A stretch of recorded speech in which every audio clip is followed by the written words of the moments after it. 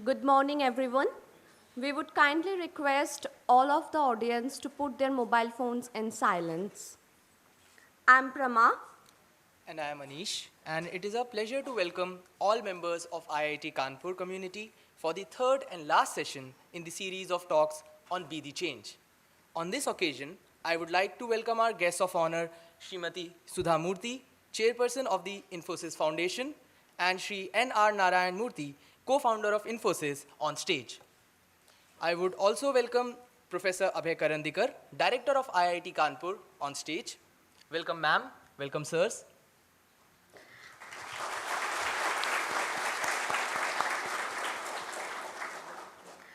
I now request Manish, Acting President of the Students' Gymkhana, to present ma'am with a small sapling on behalf of IIT K.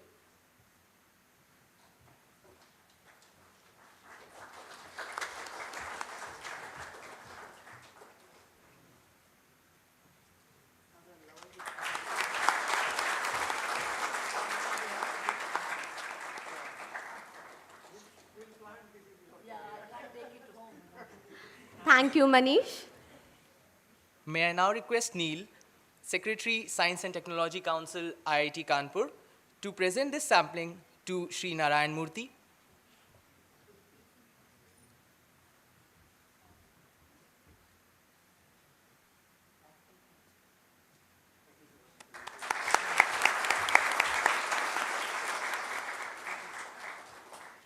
Thank you, Neil.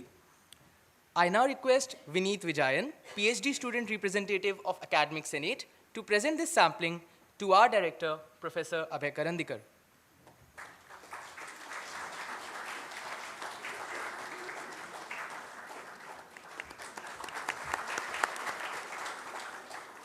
Thank you, Vineet. May I now request Professor Karandikar to give the welcome speech.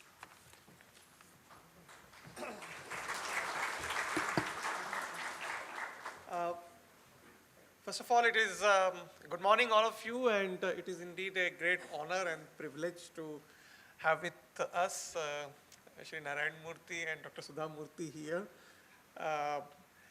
Both of them need no introduction, so without much ado, I think we should start the program. We are sort of lacking time as well.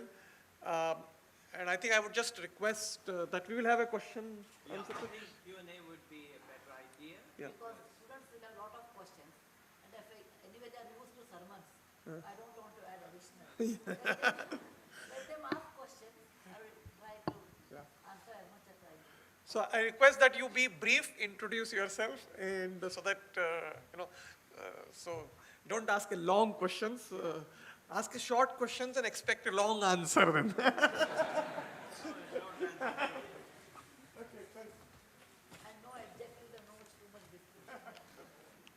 Thank you, sir.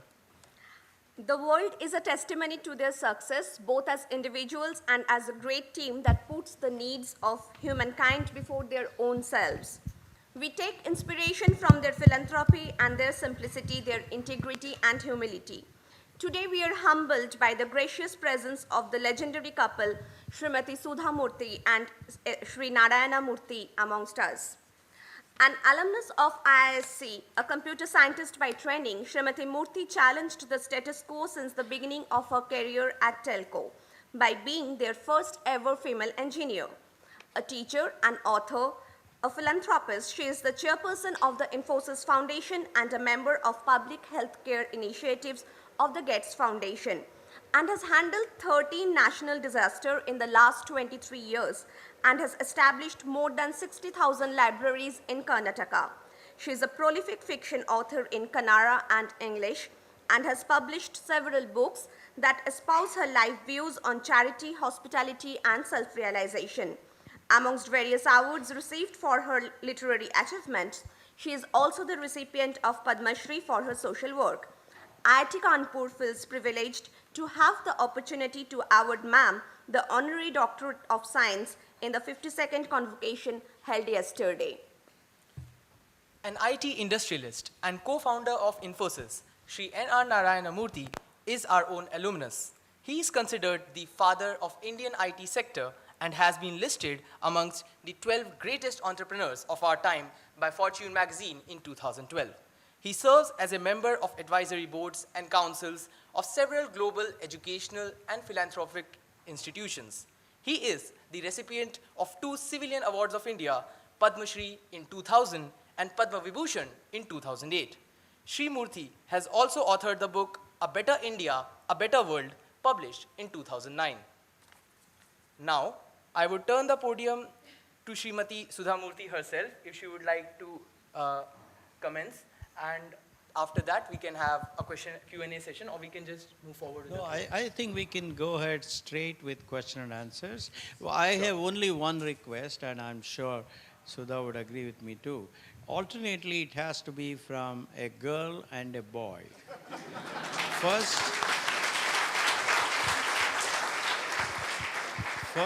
First a girl and then a boy. Because girls are smart, they ask more, that's the reason. No, not just that. We in India, we men have the habit of hogging the whole time. Therefore, if we force it to be a girl first and then a boy, etc., it's better. Thank you very much for giving me this session. I always enjoy talking to students. Once Mr. Murthy asked me, he meets, all great leaders in the world. I don't meet. Most of the time I'm in villages. Sometimes I meet along with him, but so he was telling me that what makes you always happy? I told him because I used to teach computer science in Bangalore University. So I said, I'm in the company of students, and though I'm old, my frequency with their heart will be the same, it will resonate. So I always remain young. Whereas you are in business, so your frequencies are different. So that's the reason I love to come to any session with the students. It makes me young. For my own sake, I would love to interact with students. So thank you very much for IIT students giving me this opportunity for both of us. And I don't believe in talking too much. I believe our work should talk about what I want to talk. So please ask questions, because many people have many misconceptions about success, or many people think, okay, you are always successful, that means you are always lucky. Actually, the most successful person is the one who has seen many failures and convert every failure to a step, and how we did in our life. Depending on your questions, we'll answer. So please be brief, direct, and ask questions without any fear or any exaggeration, or without even telling too much about ourselves, Don't do that. We'll answer. And we have to catch a flight from Lucknow. So that's the reason we cannot extend time. Let us start. To leave at 10:30 sharp. We'll So take let's questions. start with the girl and then Whatever may be. Yes. No? No girl? Yes, beta. Please, let's start.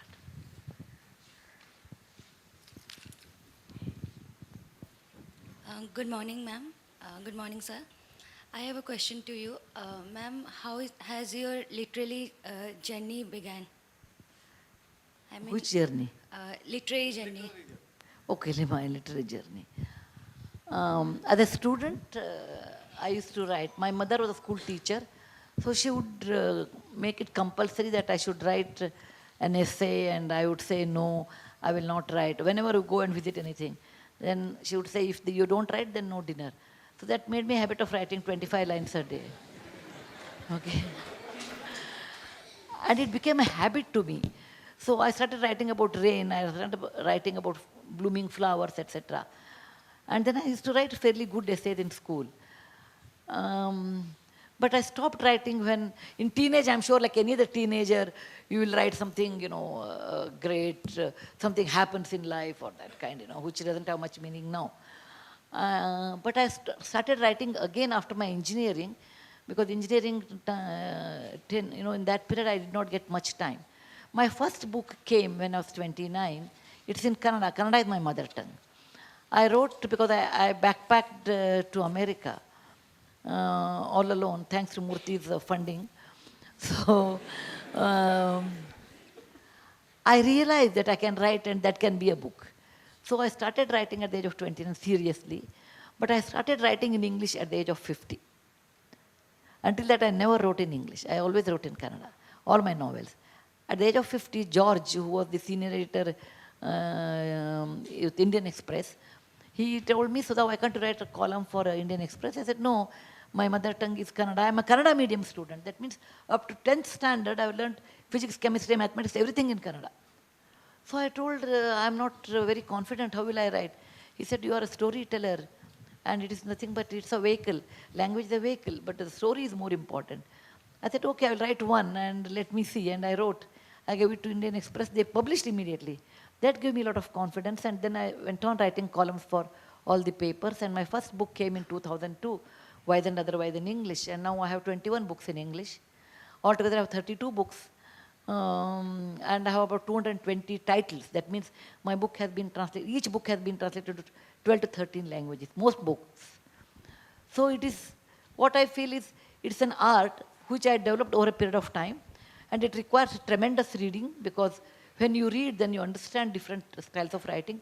Most importantly, you should be sensitive. If you are sensitive and you observe, then you can write better. People who are not sensitive cannot write. Because for them, something happens, it happens, what's there? But for a writer, it happens, what it will be consequence, what it will be the past, what is the flashback, what is the extrapolation, all these things will be there. So if you are sensitive, if you read well, if you practice writing, and you are not in a hurry to publish within within 20, I will publish a book, don't do that. And when somebody suffers, you can understand, and you should feel that, and then only you will be able to write. It is not always you have to write a romantic, happy ending story. That's only in Bollywood. In real life, that is not true. So this is the way I started writing. But the advantage of writing in English, it can reach many people. It can be translated in many languages. My books are in, what is this, Kashmiri, Dogri, Urdu, many languages it's there. So the advantage of writing in English is that. And, when I write in Kannada, I write in a shorthand, on a paper. When I write in English, I write on a computer. And I think in English that time. When I write in Kannada, I think in Kannada. This is my way of writing. Over a period of time, you get this idea how to write. Then you see the pictures. In my case, every author has different. I see the, like a film frame I can see, and I only go on describing. At the end, it becomes a story. Thank you very much.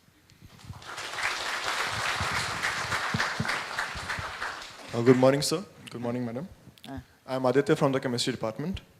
My question is, after your graduation, sir, did the need to achieve financial stability ever inhibit you from taking a risk and establishing Softronics and Infosys? Yeah, he had a working wife, so that was not a problem. Oh, no.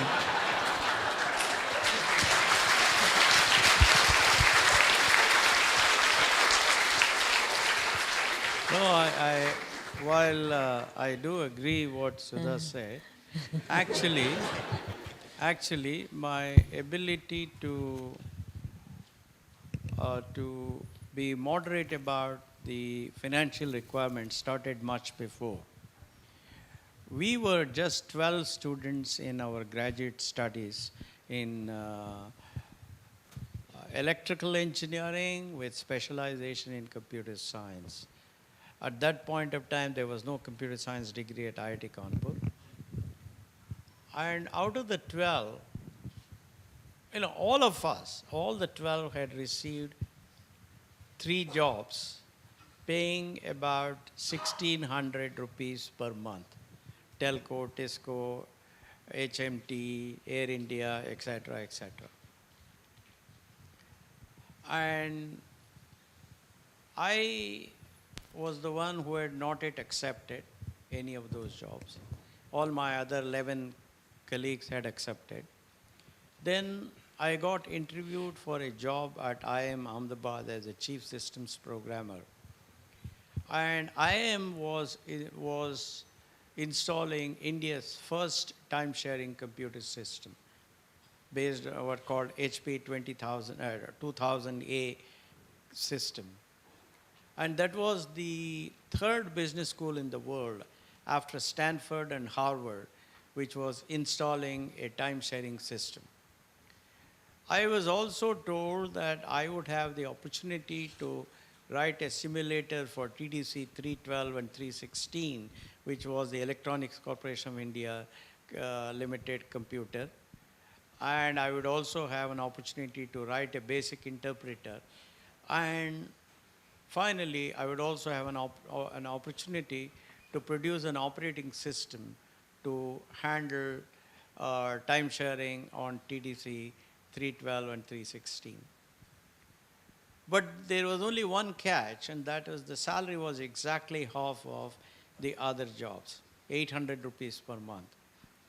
So then I sent a telegram to my father, short telegram, and he just wrote back saying, talk to your teacher and do whatever he says.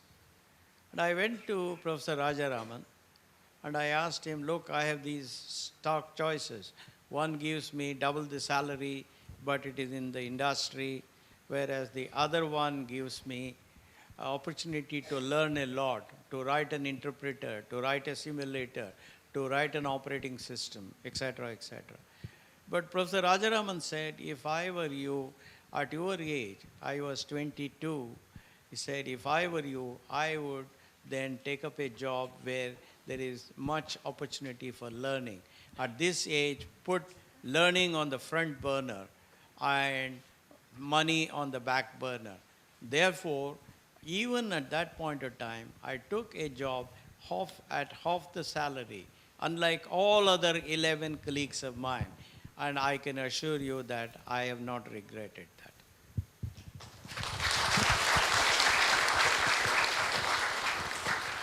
I just want to add to that, ever since I know Murthy for the last 45 years, he has never made money as the main criteria at all in life. Whenever we did not have money, even at that time, he had an excellent job, I had a very good job, and we had a daughter who settled in Bombay.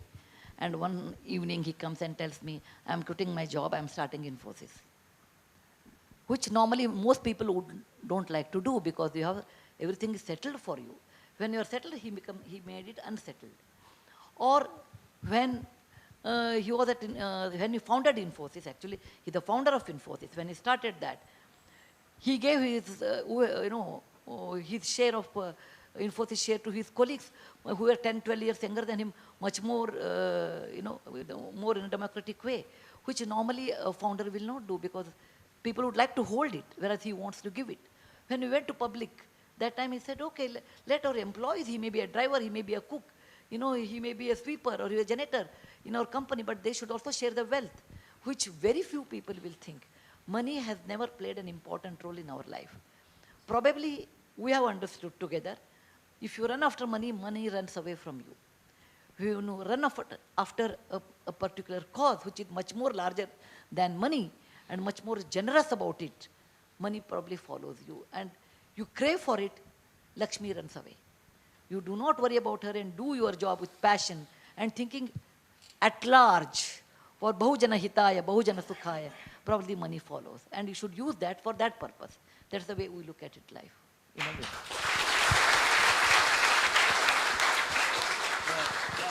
Now it is the job of a girl because we are alternating. Please. Okay, No, these rules are Chalo. rules. Respect it. all are kids after all. Okay. No, they're all kids, I agree. Chalo beta. Last. Morning, I'm Anubha from the Department of Civil Engineering, and I have a I question. met you yesterday, if I'm not Yes, mistaken. yes. Yeah. I have a slightly more social question this time. And I would like to get your views on the fact that in this changing times in our country, where the country is shifting from being a traditional social society per se as part of our culture, more towards the westernized side, and the lifestyle and people's ideas are changing. What would you suggest would be a good way for a woman who's in a career and trying to balance both ways, which is the right way to go? It depends on individual. I'm not a dharma guru or social pandit. In general, I would like to get your views on Ma'am, that. please sit down. Please sit down. In my class, when I used to tell students stand up, I said, please sit down. That means I will punish you afterwards. Right? When a madam tells me to sit down, it's more dangerous. Okay. We do not know. What is correct, what is wrong is individual, and you can't make a general rule. When you have wealth, people stay together many times not because of love, because of economic conditions, which works out cheaper, which somebody will look after. That is the most of the time. But some people stay together because of affection for each other. So it depends on the families. There are many advantages and disadvantages if you stay in a joint family, and there are many advantages and disadvantages when you have your own unit. What is good for a career woman is left to the woman who wants to pursue her career. In my case, I can tell. In my case, my parents stayed downstairs. I stayed upstairs. So it was a great advantage to me in many ways emotionally. And Mr. Murthy used to travel 230 days, 200 days, 250 days at times in a year. So I wanted a real support, and my support came from my parents and my doctor sister who looked after my children, and also they looked after me so that I can work.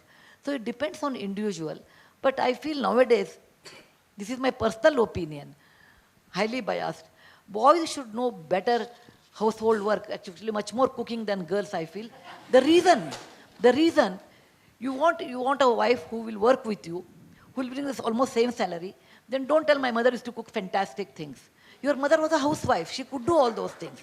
When you expect your wife as your colleague and who works hard with you, how do you expect the moment she comes home, she should be like your mother who will make achar, pickle? There's nothing wrong in that. But being a housewife is a full-time and overtime unpaid job. Okay? And such job you want your wife after she comes back at 8 o'clock in the night. You know, in Bangalore, 6 o'clock is the office hours, 2 hours is traffic jam. So when you reach 8 o'clock, you want suddenly she should become like, or she should go to the kitchen, work, and give you, hot roti. How it's possible? Unless you cooperate, you take 50% responsibility. It is not possible for a woman to pursue her career. I always say behind every successful woman, there is an understanding man. Please understand.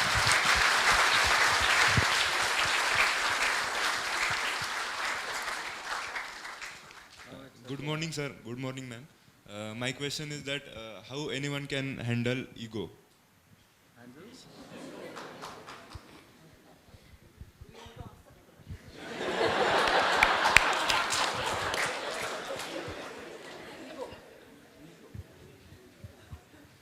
Well, this is a highly philosophical question.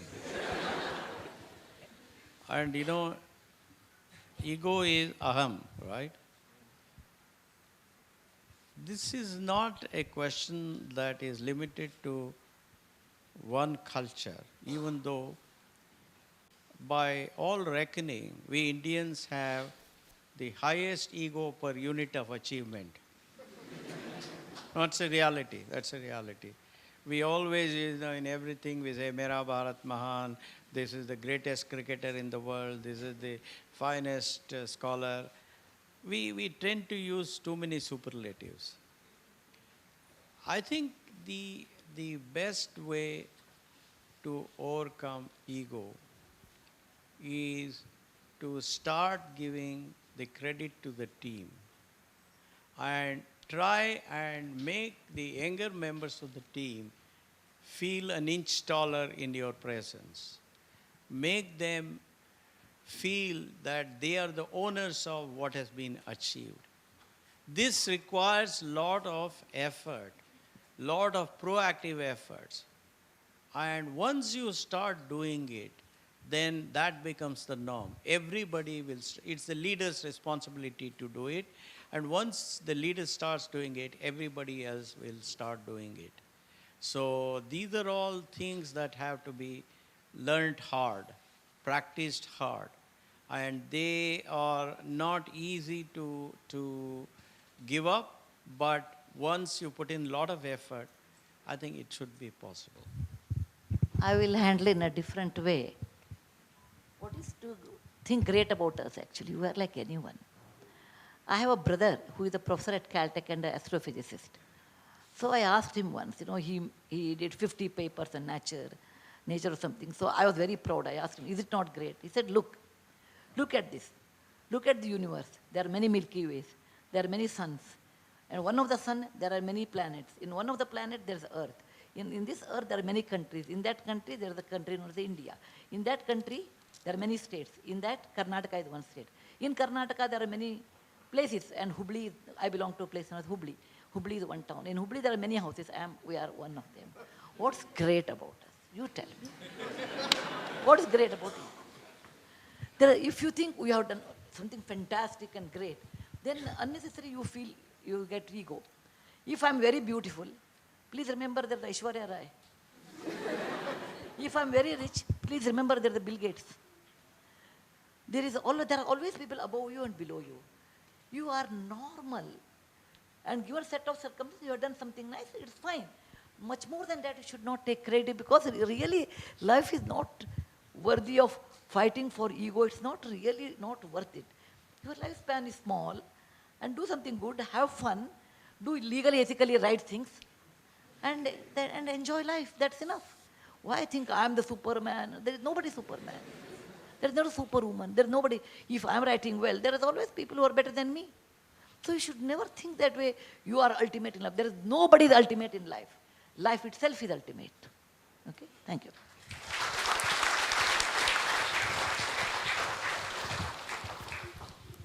You know, the other day I was coming from London, day before yesterday, and next to me was Kareena Kapoor, was sitting in her seat.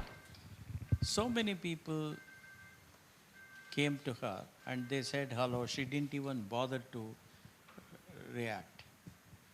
I was a little bit surprised. Whoever came to me, I stood up. We discussed for a minute or half a minute. That's all what they were expecting. But she must be a million admirers. She must have been tired. That is not the issue. That is not the issue. The issue is... Murthy, a founder and a software person will have maybe 10,000. But film actress will get 1 million. Okay? No. That is not the issue. The issue is when somebody shows affection, I think you can also show it back in however cryptic manner you can. I think that is very important. Anyway, It depends. these are all the ways to reduce your ego, that's all. Anyway. I'll tell a very funny incident. About 20 years back, maybe 20 I suppose, I was traveling in one of the airlines, and my students, one of them has become an air hostess. She's the chief of that, okay. She said, ma'am, how come you're in economy? I said, I paid for it, okay. She said,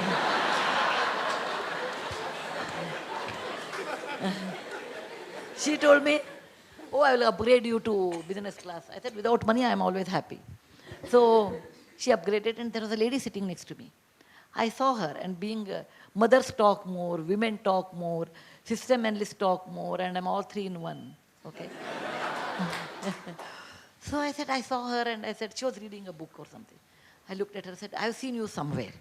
She looked at me and said, no. I said, my memory is fairly good. Are you an employee of Infosys? She said, no.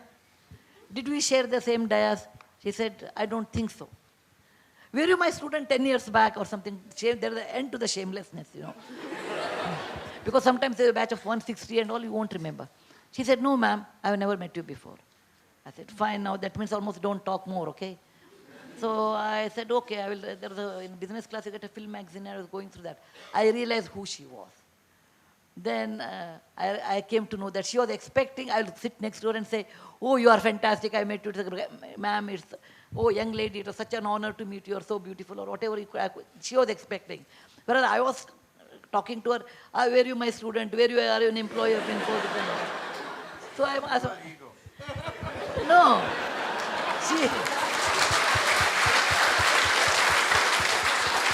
not that way. Because I saw her picture, then I realized she was a film actress. So until that I said, no, I've seen her somewhere because I've seen her poster. That's the reason. It is not that, I know, she has to acknowledge me.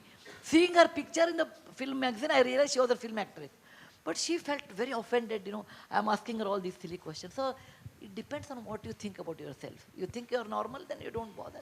You think you're something special, then it hurts you a lot more when people don't talk, you know, don't acknowledge you that way. Now let's go to a girl. Good morning, ma'am. Good morning, sir.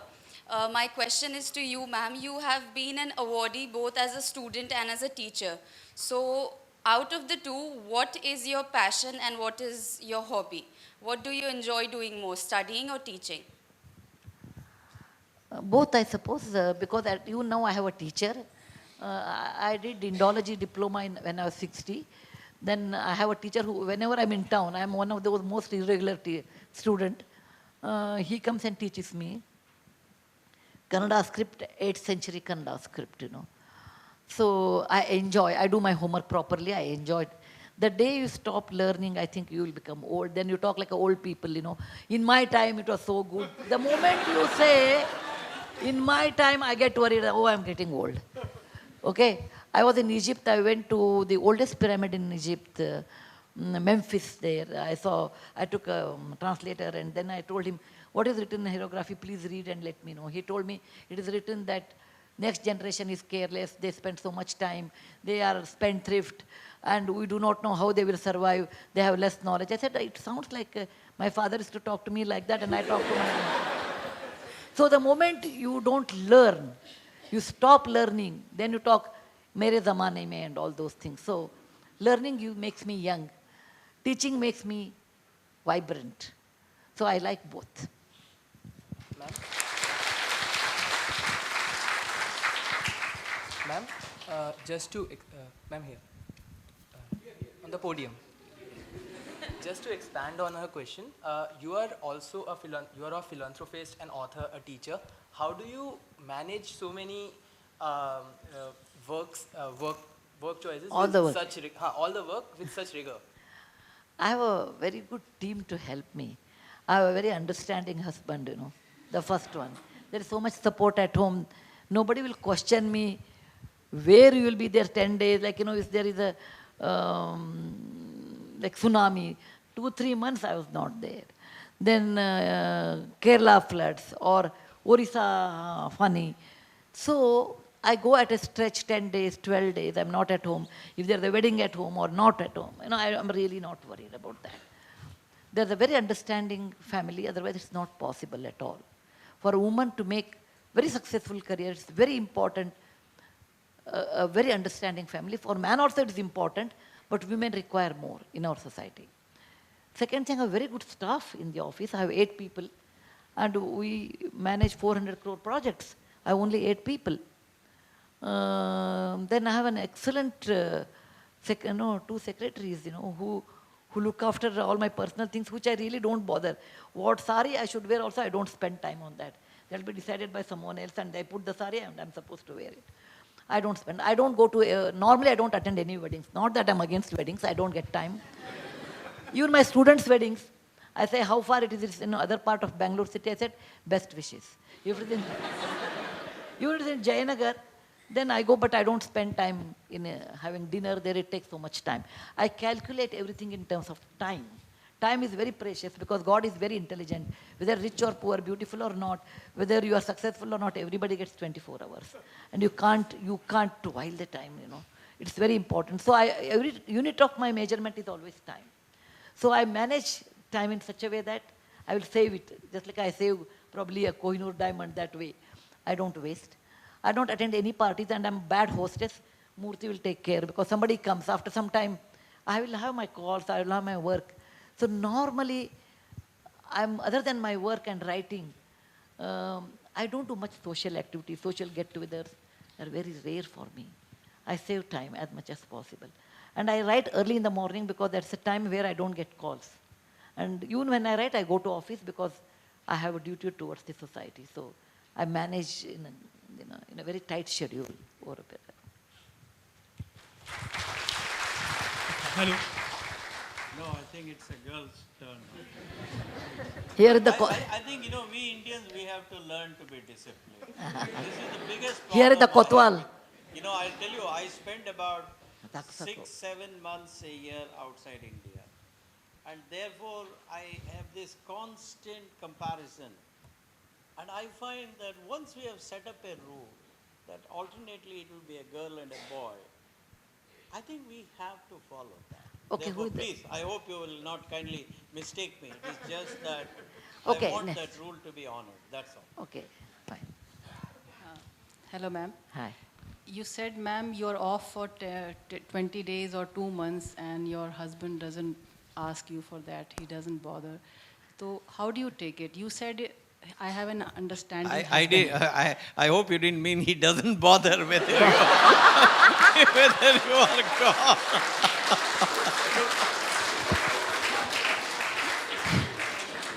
My husband bothers, actually cares for me.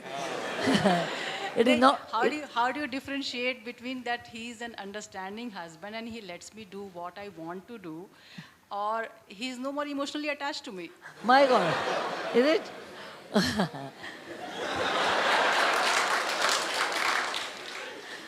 I know my husband for the last 45 years. 4 years before my marriage, 41 years after marriage. So I know what he is. He's not, he doesn't bother. I never said that. He bothers, that's it. Then he makes it compulsory when I'm out. He says, I have to take a security with me because I go to sometimes in an area where it's hard to go. I have to call once a day. I have to carry my water. He takes care of that. But he understands my passion for my work. He says, if there is funny in Bhubaneswar and I'm sitting in Bangalore, then he says, my heart is in Bhubaneswar, my mind is in Bhubaneswar, I'm physically in Bangalore. He says that is not correct. You should allow, I mean, that's the way I interpreted his way. He believes every flower should bloom with its own pace, its own wish. Not somebody should control it. And so the same thing I have done that for him. When Murthy travels 6 months in a year, I understand his busy meetings. It's very important in marriage, you should understand each other than any gifts. Okay, you may not give birthday gift, you don't even remember each other's birthday. Our daughters tell us, ma'am, Amma, it's your wedding anniversary, otherwise Mr. Murthy will not even know. It is not bothering. The care is the passion. The passion, without that you don't survive. Or without that passion, you are not happy. And he allows me, or he supports me in my passion. And it's the greatest, it's the greatest quality I feel. When I go for 2 months, he's really worried about me. Because in case I get jaundice, I go to an area known as Bhawanipatana in Orissa, 14 hours from Bhubaneswar. You have to take a train, then you have to take a jeep, then you have to take a boat, and then you have to walk. And there you have a jumping jaundice there. He's worried about me, that how will I survive, in case something happens to me. But he understands also that without that, I'll be unhappy. And that is the reason. A person who is not emotionally attached will not even bother where you are. But a person who is emotionally attached and who cares for you always is concerned about what you like. And that I feel is most important for all girls. It is not the rich husband. It is not the powerful husband. It is not the position. It is the understanding man you should marry. More than that, otherwise you won't be happy in life.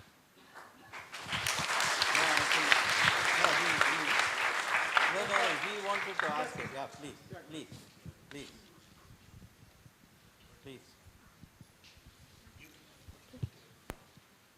Without mic also you can talk, we can hear. Good morning, sir. Good morning, ma'am. My name is Akhlaqur Rahman, and I'm a BTech third year electronics engineering student from Aligarh Muslim University. I have a question. What were the hurdles that you faced while establishing Infosys way back in 1981 from a startup to a big corporation? And what are the key factors that someone nowadays, in this 21st century, should see while starting a startup in order to make it a big corporation? Well, I think as I told some other group yesterday, first, your idea must have a differentiated business value proposition to the market better than all your competitors. That's most important. Unless you are creating a discontinuity in the marketplace, like Uber or Microsoft, etc., etc. But that's rare. But most of us, when we found a company, we have to ensure that our differentiated business value proposition is better than any competing product. Second, you must bring together a team that has mutually exclusive but collectively exhaustive set of skills, expertise, and experience. Third, the team must have an enduring value system. Fourth, money will automatically follow. Money is not a big deal. Fifth, you have to compare yourself with the world's best in every dimension of your operation at all points of time. At least that should be your aspiration. whether it is in finance, whether it is in human resources, whether it is in infrastructure, technological infrastructure, physical infrastructure, etc., etc. In other words, your aspiration must be to compare yourself with the global best. And that may be that the global best may be so far away from you, but as long as your face is towards that global best, as long as you're moving fast to the extent that you can, towards that global best, then you will automatically become better and better and better day by day by day. And that gap will start reducing. I think if you have these things, if you follow some of these principles, then I do believe it becomes a little bit less difficult to reach the top than otherwise. That's not, still it does not mean that you will 100% reach the top, because there are so many imponderables that happen on the way. But by and large, you are enhancing the probability of success by following some of these principles.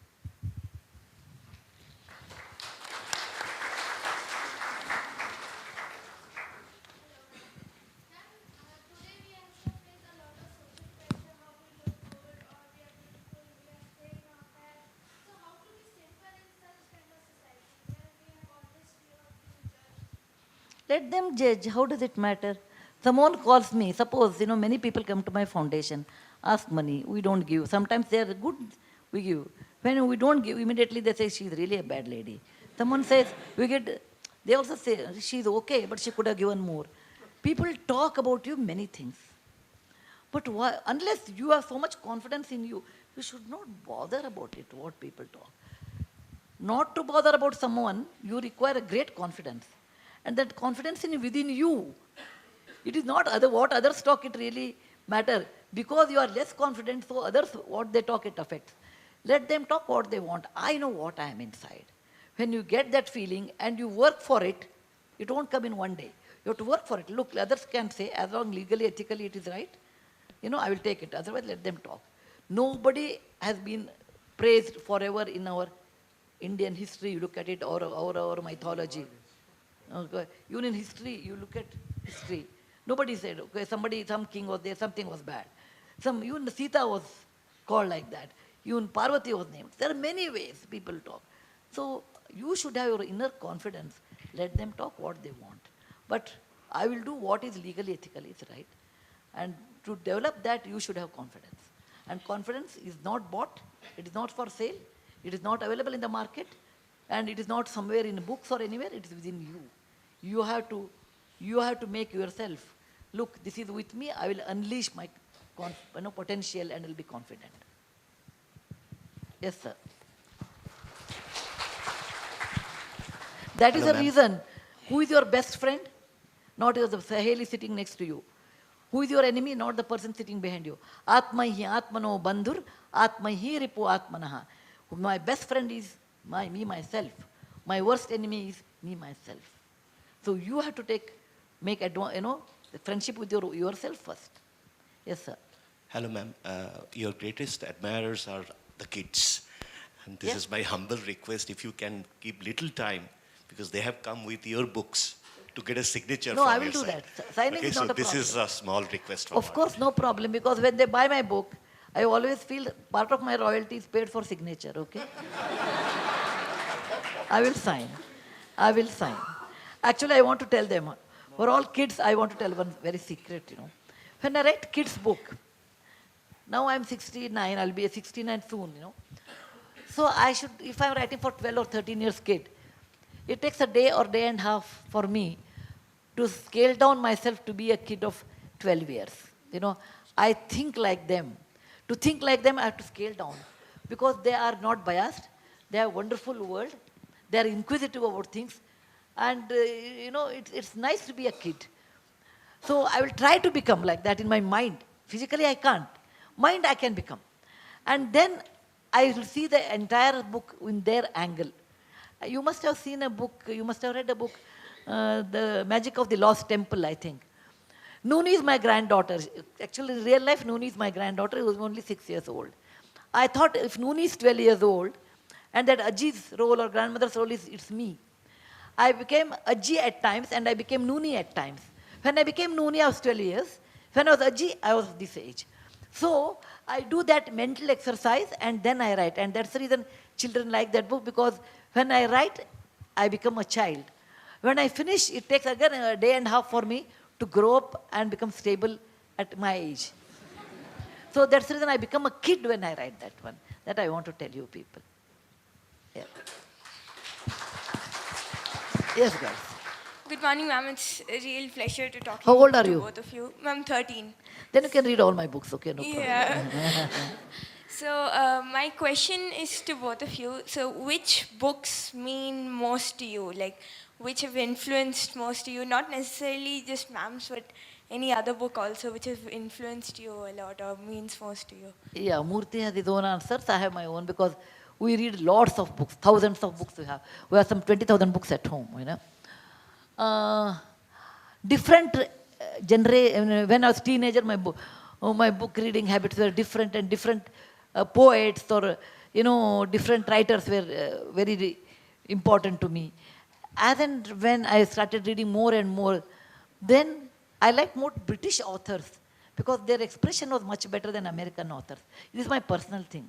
Then Murthy introduced me to George Mikesh, a kind of a humor which I enjoyed more, and I read all George Mikesh books.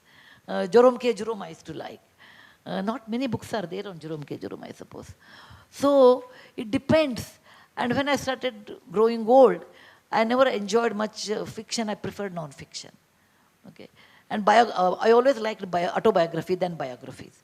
Travelogues I liked. I like a lot of history books, a lot actually. Okay, so that gives me an insight of our country, why we are like this. What is the advantage of in a particular state, why people behave like this? All gives the insight of our way of living. So I have a series of collection of history books. I have Indica, which was written 259 BC. Its translation I have. India in the Eyes of Foreigners I have. Alburani's India I have. So I have different taste.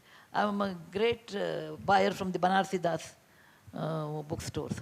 But Murthy has entirely different library, and I don't lend book to him. I tell him you can afford to buy, so I will not give. So we maintain our own libraries, and Murthy will answer about books. Well, at this point of time, most of what I read is physics, popular mathematics, and popular theoretical computer science. Earlier, the books that influenced me a lot were during my college days, including when I was at IIT Kanpur, and slightly later. There were 3 books. One is Capitalism and Protestant Work Ethic by Max Weber. Max Weber analyzed how Northern Europeans made such huge economic progress compared to Southern Europeans. And he realized that was simply because the Northern Europeans were very disciplined, they worked very hard, they used the fruit of capitalism very, very carefully, and they did not just splurge it. That's how Northern Europe became much better than Southern Europe. Even today, as you know, the PIGS countries, that is Portugal, of course Ireland is Northern Europe, but then there is Greece, and then there is Spain, huh? Yeah. Yeah. So they are much less developed compared to Germany, England, France, Scandinavia, etc., etc. The second book that influenced me a lot was My Experiments with Truth by Mahatma Gandhi. That is where Mahatma Gandhi demonstrated the importance of being honest about yourself, recognizing your weaknesses, recognizing your frailties, and try and make an effort to overcome those. And number two, it also talked about how to, in a very positive way, try and influence others.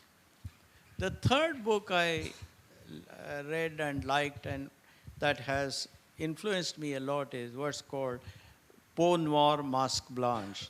That means, that's French title. In English, it's called Black Skin, White Mask. It is written by an Algerian doctor. He is no more. He died in 61. Yeah, yeah. He, his basically what he wrote about was the reaction of people of the natives in a post-colonial society. How the elite among the natives, the elite, the powerful and the rich among the natives behave worse than the colonizers. It's almost, even today, when I see in India transactions, I am reminded of that book, because in Algeria it was the same, India it is the same, Pakistan it's the same, etc. So that shows how the elite, the rich and the powerful are even bigger suppressors, bigger oppressors rather, than the colonizers. And that's a lesson that all of us who have reached a certain level of wealth, certain level of elitism, certain level of power, have to read and try and control that tendency.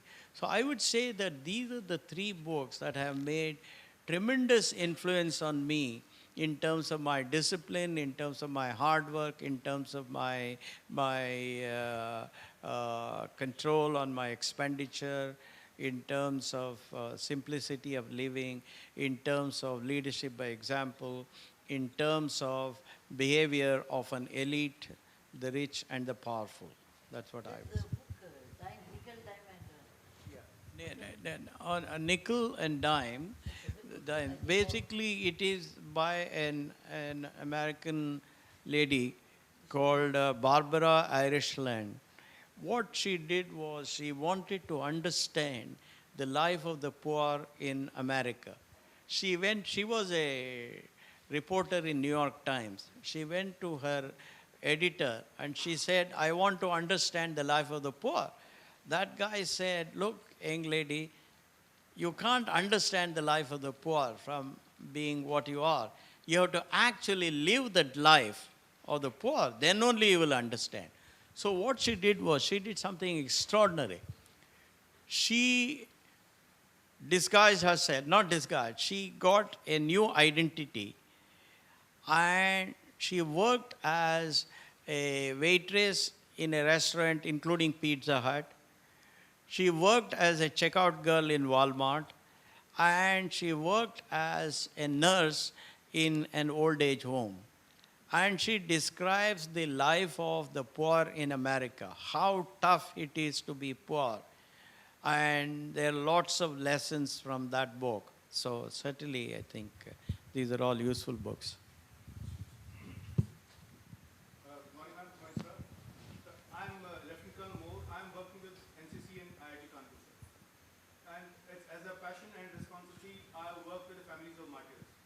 Sometime back, I had opportunity of visiting Mysore. I visited all the families of martyrs in Mysore.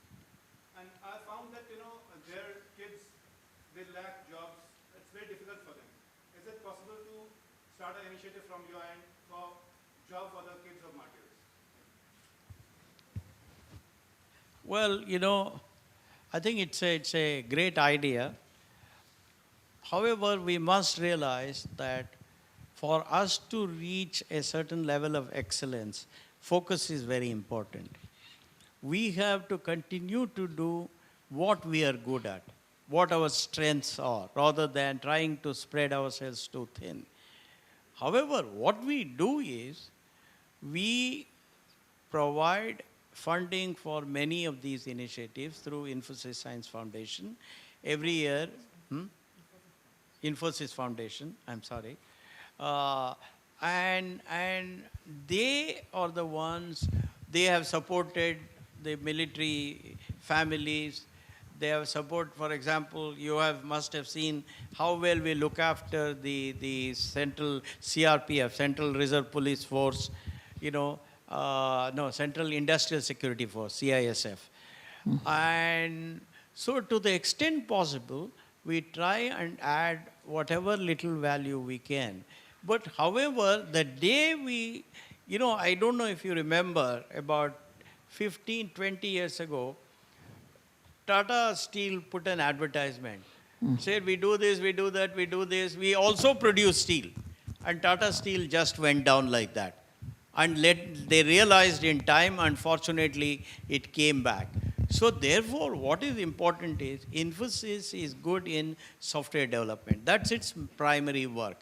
We must continue to strengthen that. We must continue to develop much more complex software. We must develop much software more productively with better quality, etc. And earn more and more profits and donate a part of that profit to specialists who are in a position to add value to these. That's exactly what we do. Actually, we don't mix business and philanthropy. Infosys does software, export, and they earn money. 2% of that, which is 400 crores, they give it to us, and we do philanthropy. We don't go to business and tell, look, these are the things you employ, they don't do. They won't tell you whom we should give money, who are business partners, they don't do. For martyrs, Infosys Foundation is one of the, actually it's the only one it started helping them. Each Shaheed family gets 10 lakhs. And last year, we gave to 800 people. We have to we go and verify. Not that somebody, because in a family, that mother and daughter-in-law will fight for the money. The child will have some problem. So we go to individual houses. We have a team for that who will visit individual martyrs' family and give each family 10 lakhs. In Pullman, recently, in that Hadsa, we gave 4 crore, 30 lakhs or something, because there are 43 people. In Punjab, if the person is disabled in the war or in casualty, not a war, in casualties, etc., so we give a scholarship to their children. And sometimes we help them to rehabilitate, either with some seed money, etc. we give. So we would like to help our army or our defense forces because of their sacrifice. We are aware that we are in a democratic, independent India. And it's our duty to help, and which you do at the at the tune of 80 to 100 crores a year. Every year we do that. I think the ladies must have the last word, and therefore Abhay has decided that this will be the last question. And he has been so kind to manage that our visit has been very productive. So let you please ask the last question. Yeah, you stood up just now, please. Good morning, ma'am. Good morning, sir. My name is Shardia Mandal, and I'm 13 years old. It's almost a dream come true to meet you all. And my question is that you have been meeting so many people in your life, famous, non-famous. How has this affected your life? For me, it doesn't affect much, because I really don't know. If they are famous, well and good, it's fine. If they are famous, you see and appreciate. If they are not famous, that's also fine. We are not famous 50 or 40 years back. We are like one of them. If they are famous, it doesn't affect me as such. I look at them, appreciate their efforts, their achievements, and that's it. I don't take it in a personal way, look at them and look at me. I never compare. Every flower is beautiful in its own way. Everybody has their own marathon to run. Everybody is a God's gift. So why worry about meeting someone and feeling, oh, it has happened or something? No. I meet them and be happy, forget and go on. That's my way of living. No, as far as I'm concerned, whenever I meet a person who has certain characteristics that I can learn from. Therefore, I am highly focused on observing people who have achieved something in life, and I want to learn the good things from them. So therefore, I am in awe of those people. I want to learn from those people, and I want to improve myself. So therefore, I am an unabashed admirer of accomplished people. and I want to learn from them, and I want to become better.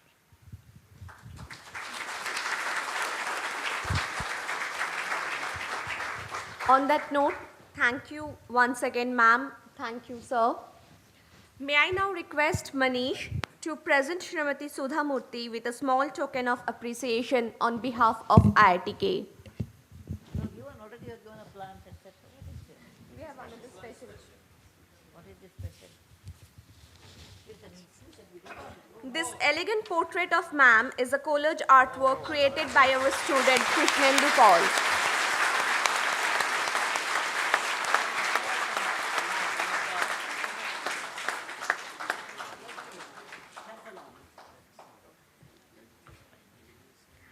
I now request Neil, Secretary Science and Technology Council, to present this small token of appreciation to Sri Narayana Murthy on behalf of IIT Kanpur. This portrait of sirs is a collage artwork created by our students Prakhar Dumas and Saurabh Saman.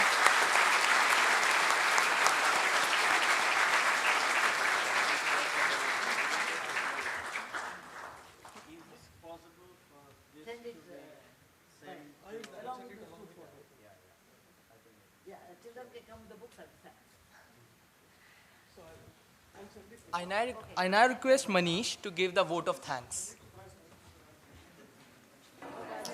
All right, so on a concluding note, we would like to sincerely thank Sri Narayana Murthy and Srimati Sudha Murty for their precious time